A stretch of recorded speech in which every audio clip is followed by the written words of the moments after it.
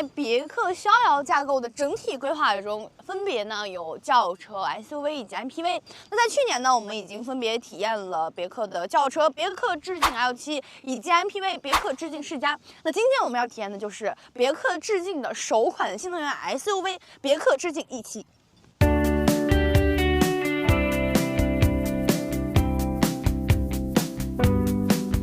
在当下的家用車市场裡面，舒適和豪華其實已經成為了每一個家庭的必要選擇。那冰箱、彩電、大沙發也已經成為了舒適豪華的標準答案。那麼在此基礎上，這一台別克致敬 E7又能帶給我們什麼不一樣的體驗呢？我們首先來從外觀看起啊。那首先呢，其實單從它整個燈組的分布和設計來看，其實我個人覺得逍遙架構旗下的3款車，它並沒有做得非常的相似，但其實呢，它們都是採用到了家族式的一個展翼美學，所以其實從它的整個前臉的形面上，你是能看出一定的相似度的，只不過呢，它们各有各的風格。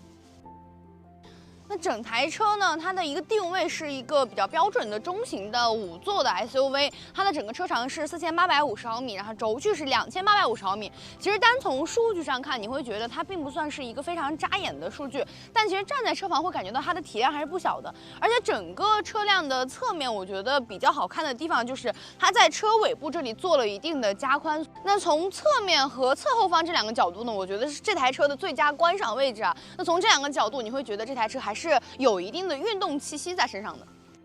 那其實這台車的外觀的官圖已經發布了不小的時間了，所以大家應該对它也比較熟悉。那我們這一次要重點體驗的就是最能夠體現舒適和豪華這兩個詞的內飾。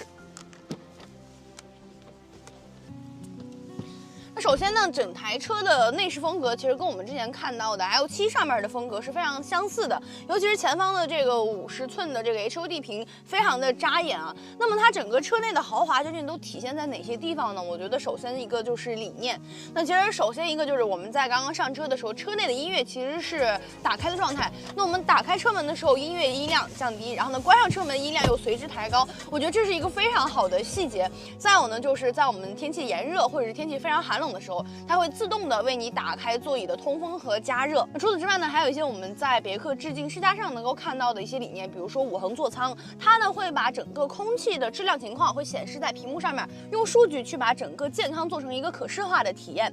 那其實這兩個關注點是我們經常能夠在豪華車型上面體驗到的一個理念。那除此之外呢，就是它的整個座椅也是非常寬大舒適啊。那首先它的整個座椅採用到的是一個懸浮層座椅，那這個懸浮層顧名思義就是它在整個座椅的上方再加了一層懸浮層。那整個坐起來的感受呢，就是你會發現人坐在上面，它不是整個陷下去的，而是被托起來的，在柔軟的同時又有一定的支撐性。那座椅的配置呢也是沒有落下，除了我們所知道的它4座的加熱通風以及前排座椅的按摩，那它的副駕呢也是帶有一個零重力座椅的模式，並且呢，據說這個零重力座椅模式它是完全可以達到 NASA 級別的一個模式，它可以讓你真正的感覺到我是真空的，然後呢身體上完全沒有壓力，非常的舒適。那除了零重力座椅以及座椅按摩這些傳統藝能之外呢，它的整個座椅的適用場景也會更多。那不僅副駕呢會有一個副駕單人床模式，同時全車座椅都可以放平，形成一個一鍵成床模式。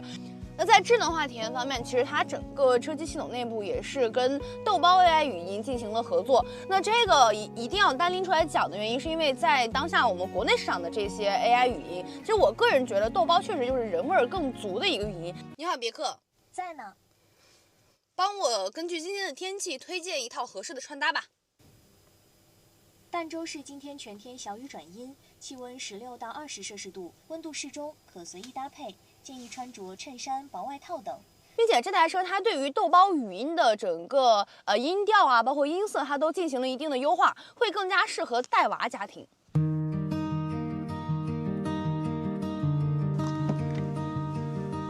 好，作為一個家用的5座 SUV，2排的空間也是非常的重要的啊。那前排的主駕坐姿呢，我已經調整了1.7米的正常駕駛坐姿。那目前呢，腿部空間我覺得相对來說還是比較寬裕的。那其實它還沒有到達1臂的這個距離。那我個人覺得可能是因為它前方加了一個小桌板這樣的厚度，所以說對於腿部空間是有一定的侵占的。不過目前來看，這個水平也已經非常夠用了，對於日常使用來說，因為你看。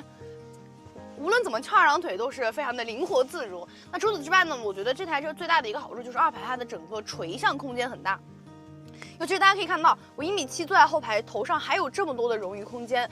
那除此之外呢，它的整个二排可以适应的场景也真的是非常多啊。首先就是可以看到它在我的头頂是有一个3檔可調的一個護眼燈的，然後呢搭配兩邊的這個小桌板來使用呢，不管是你在後座想要用個簡餐，或者是有一些比較簡單的工作要處理，這個都是可以勝任的。那除此之外呢，就是二排的後排它還有一個15.6英寸的一個吸頂屏，那這個吸頂屏你就可以搭配副駕剛剛我們說到的單人床，或者是我們全車的一鍵成床模式，那這樣呢就會更加適應露營需求。同時副駕在單人床模式下還可以直接的伸手拿到這個冰箱裡的東西，而且這個冰箱現在的狀態它已經是放了6瓶飲料了，所以整個容量我覺得對於日常出行來說已經是完全足夠了的。那再有呢，在兩個小桌板的上方都是有一個擴展的接口的，那這個擴展接口的用處就比較大了，你不僅可以給手機充電，同時呢你可以安放手機或者 iPad 支架，甚至你可以去安放一個晾衣架。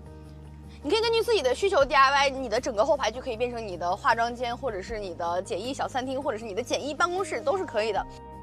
那即便是在正常的行駛狀態下，二排也是有優勢的。那這個優勢就來自於我覺得它整個二排的這個座椅靠背調節角度非常的大。那即便是正常行駛狀態，二排乘客也能夠有一個足夠仰躺的姿勢。同時呢，全車4座都是帶有通風和加熱的，而且整個二排的座椅坐墊，我覺得相比起前排會更加的柔軟一點。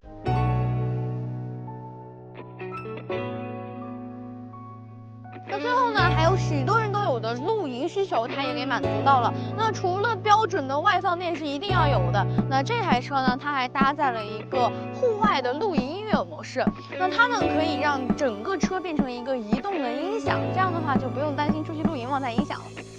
最後，真龍插混 Pro 系統包括與 Momenta 深度合作的智能駕駛輔助系統，以及智能底盤、連續可變阻尼的懸架等等，這些也為這台車的行駛質感做了托底。在當下這個時代，合資車企想要實現破局，其實難度是非常大的。那相比起我們國產品牌的一些本土化的優勢，那合資車企的優勢呢，就在於它的用戶基礎非常大，這就造就了它強大的用戶理解能力。而別克和中國團隊的深度合作呢，也是更好的結合了新能源的技術以及合資車企的可靠。那同時呢，在致敬 L7以及別克致敬世嘉上，他們的成績也是更好的證明了逍遙架構的高端化是非常成功的。而別克致敬E7這台車呢，作為逍遙架構下的最後一塊版圖，我覺得它能夠給20萬級別家用 SUV 市場帶來的更多的是理念上的轉變。